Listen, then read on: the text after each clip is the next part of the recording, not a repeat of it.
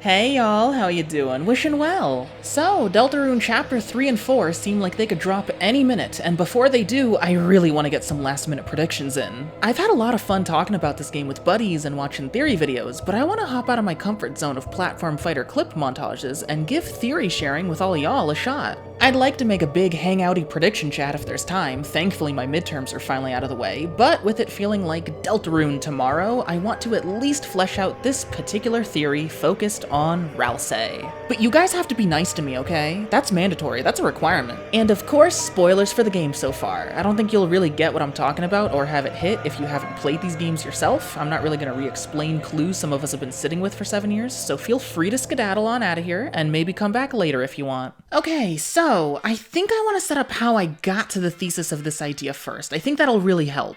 I was replaying Chapter 1 and 2, making private videos for my sister to catch up with the story and juiciest clues, and I was thinking, where will Chapter 3 go? Chapter 2 covered a lot of ground, but gave big focus to Noelle, with Queen helping support a reflection of Noelle's relationship with her strict, over-controlling mom. Chapter 1 largely focused on Susie and her arc from an imposing bully to someone that wants to be a good friend, supported by King reflecting how Susie acted before adventuring with Chris and Lancer, and for all we know, maybe reflecting a parent of Susie's too. So for Chapter 3, we got the fun gang, we got Toriel. Would it be too early to focus on Chris? Would Toriel be given as much spotlight as the others?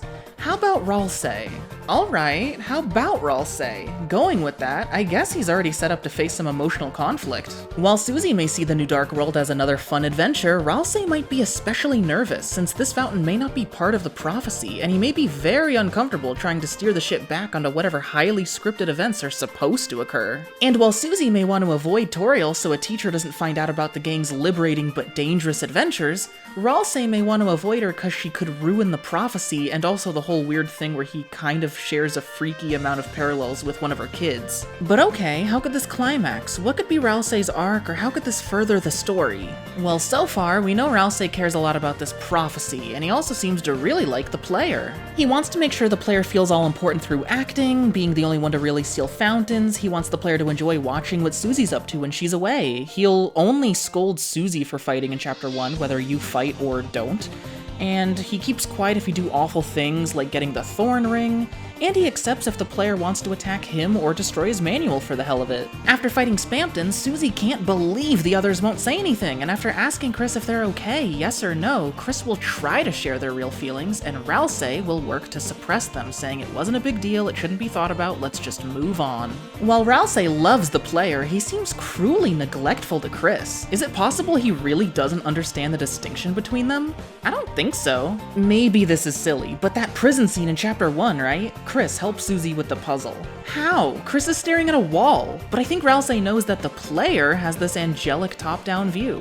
While he won't say it directly, he knows Chris and the player are different. The only other really major thing going on with Ralsei so far is him learning about how others act, friendship, learning about basically everything since he acts like he was literally born yesterday, including learning about what it means to be Ralsei-like. He's wondering who he is. With that in mind, I had a shower thought of what could be a climactic story moment for Ralsei. I imagined a scene where Chris is hurt, and Ralsei, wanting to be a supportive friend and healer, calls out, but is interrupted, overshadowed by Toriel's concern for Chris, her child. She rushes in to help, and Ralsei hesitates, backs off a bit. He can't afford to be seen, and struggles with feelings of redundancy or inadequacy, as a mother's love, something Ralsei probably isn't fully familiar with, seems to hold more weight than the support he could provide. But then, maybe he realizes, oh, this is just making Chris feel better, who Ralsei seems a bit indifferent, or kind of cruel to honestly, based on the post-Spampton interactions. Ralsei could then worry if the player feels more comforted by Toriel than him. Envious and unsure, he may want to ask the player if they specifically are okay, regardless of Chris. But how would he do that?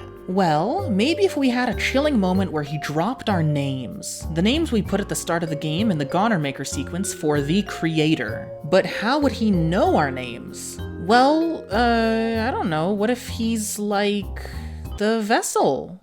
What if he's the vessel from the start of the game? People have already been theorizing cool ideas that this vessel's gonna be important and come back somehow, like maybe they're the knight, and yeah, Goners, this is the Goner Maker sequence. Goners typically have some juicy info. It could be kinda cool. I sat with this possibility and the ball just kept rolling. I was just throwing around ideas, but what if Ralsei really is the vessel? It would explain some things. There have been some discrepancies between Ralsei and other Darkeners that have just sort of been shrugged off by Ralsei being some special case. He's the only one in this fountain of pure darkness, and he's the only one that doesn't turn to stone outside of his original Dark World, and how did he get to the library Dark World from the school one?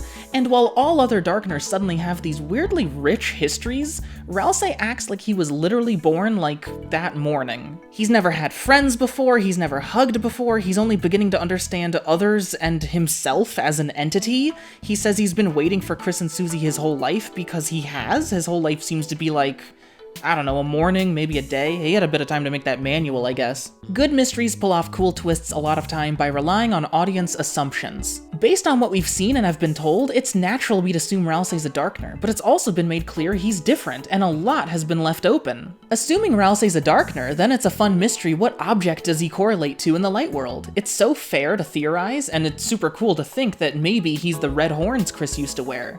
But also maybe he isn't an object in the light world at all. And how did he get to the library? I guess it's possible he just walked there. We haven't seen Ralsei try to go to the light world, but maybe he can. Maybe he isn't a Darkener. There's also the name secrets during the Goner Maker sequence. While Susie, Noelle, Chris, Toriel, Sans, and others prompt special responses, there's nothing for Ralsei or other Darkeners, presumably because being Darkeners, they don't really exist in their named forms yet. But another reason for this could be that Ralsei doesn't exist yet either because he's the vessel we're naming now. Now because Ralsei mysteriously knows a lot and is this Prince of the Dark, while Gaster, who we start the game with, and through the phone and influence on characters like Jevil or Spampton seems like a big deal in these dark worlds, and because Ralsei says this fancy prophecy came from time and space, which is a phrase relevant to Gaster, many of us hearing about how he apparently shattered across time and space, it's generally popular to believe there is some sort of connection between Ralsei and Gaster. I'm not sure what was supposed to happen at the start of the game here, but rolling with this theory, once the sequence was interrupted, the soul taken, put into Chris instead, I think the vessel was not discarded, but instead repurposed. Adjusted to be Ralsei, and instructed to follow and guide the soul through this linear prophecy script. I have my guesses as to why Ralsei has to be so much like Azrael, which would probably fit better in a different video without sidetracking this one too much, but for now, I think it may partly be a purposeful adjustment based on the surprise that the soul has ended up with Chris. Anyway, Ralsei being intended to have the soul we play as that got stolen could also explain some of the emptiness surrounding him. He's a lonely prince from an empty town, he's got no past, and the dialogue we can't see naturally of Noelle drinking the Ralsei tea, I'm assuming we all know about the tea and how it's been a fun thing used to gauge how some of the characters feel about each other, but yeah, Noelle drinks the Ralsei tea and says, "There's nothing in here." I already did not get how Noelle didn't freak out over how Ralsei looks like Azrael. I ended up thinking Ralsei was using some stealth spell, which could also explain the multiple jokes around Queen forgetting about him. Replaying Chapter 2, it seems Noelle was pretty overwhelmed and distracted by everything else going on, especially with Susie being there and having a big ol' adorable crush on her, and Queen didn't care about Ralsei that much because she's focused on lighteners that can make more fountains. Plus, I guess Azrael isn't the only goat boy in the world, and Noelle is never formally introduced to Ralsei by name. Some stealthy spell may still be at play though. That tea message really reminded me of Goner Kid's dialogue. Have you ever thought about a world where everything is exactly the same, except you don't exist? I don't know if this is a very strong point, but I do think it's interesting, and maybe Ralsei is using some kind of Goner magic to be more forgettable. Also, the specific phrasing, "there's nothing in here," and the emptiness surrounding Ralsei may actually be referring to the way he's an empty vessel that was supposed to have a soul and now longs for one, or some purpose to fill the void. To feel truly fulfilled. No wonder he gets all blushy when you overlap the soul sprite with him. It's almost like he could pretend the soul is in him and like you're sending a message that you agree he should have been your vessel. I also now can't help but look at this black heart on Ralsei's outfit and see it as a soul-shaped hole where a soul would have been, emphasizing that a soul should have been here. I guess this would also further the parallels Ralsei has with Flowey, them both giving similar tutorial lines, being the only ones to acknowledge the save feature, and both both potentially being versions of Asriel grappling with existing without having a soul.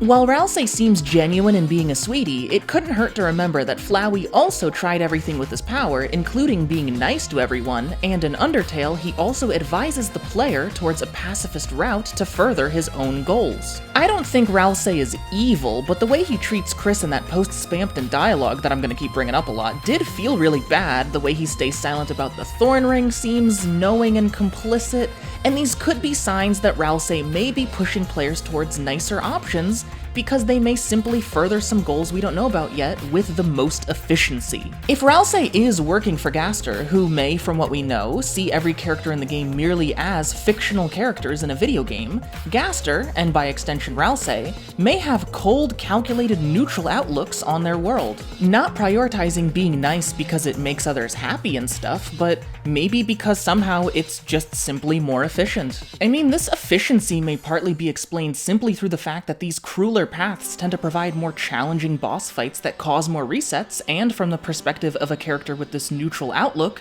seem to pose more risk of players quitting the game, which I don't think Gaster or Ralsei want. This possibility would also explain why Ralsei so often puts the player, someone they can consider real, above everyone else. Similar to the emptiness stuff, I think the dummy Ralsei uses to teach combat with is foreshadowing this potential revelation. This dummy is a blank slate wearing some clothes. When Ralsei is knocked down in battle, he seems to disappear, sort of like goners sometimes do. Is that a stretch?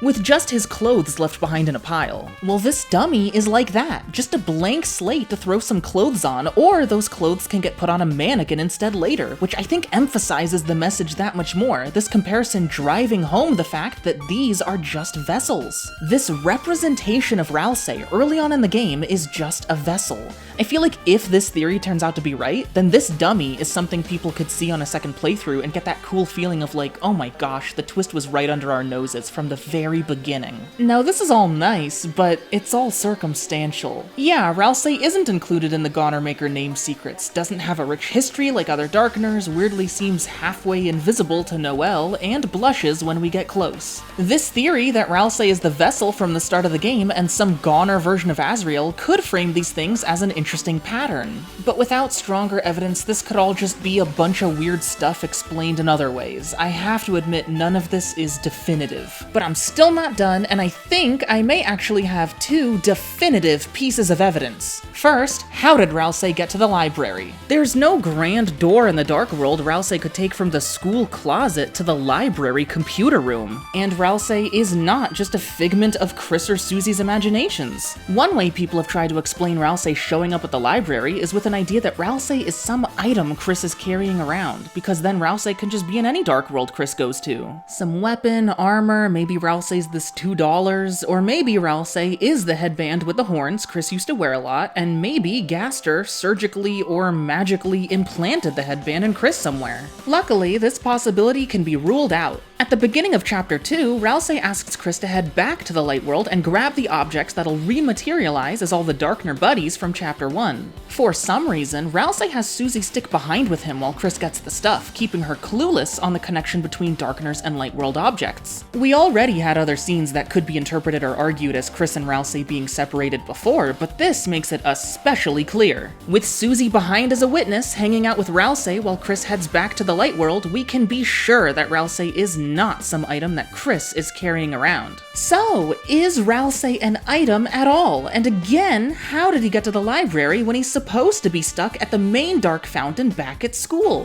What possibilities are left? And call me out if you think I'm reading too much into this, but he specifically shows up from the left too, where Chris and Susie came from. He doesn't seem to have found a different entrance to this dark world. Personally, I don't think Ralsei is an item, unless you consider a vessel one. And I actually want to update my guess at how he got to the library. When I started making this video, I thought the only possibility left to answer this question was that Ralsei had to have walked there. But now, I think I realize a possibility I feel is more likely. I think Ralsei actually teleported. I know that might sound silly, sounds like some weird cop-out, but I also had to ask myself, how did he leave the library? He makes it back to the school dark world after, so he leaves somehow, and like instantly too. Did he somehow sneak by Susie Susie and Chris here right after the fountain closed? Did he secretly hide behind, still in the library, and then snuck past Susie and Chris before they could make it back to the school dark fountain? I think what actually makes the most sense is that Ralsei just...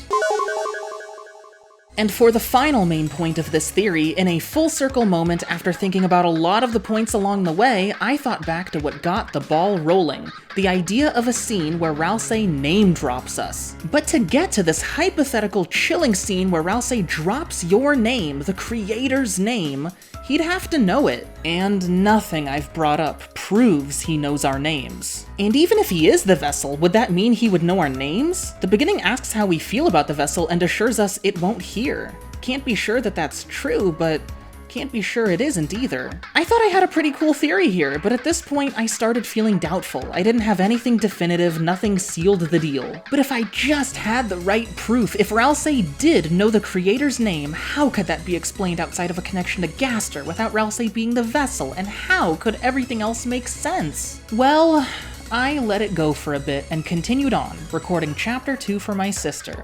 And that's when a Rudin I hadn't talked to in years surprised me. Hi. Oh, welcome to Valka Town. Aw, or so I heard it's called. What? Heard from who?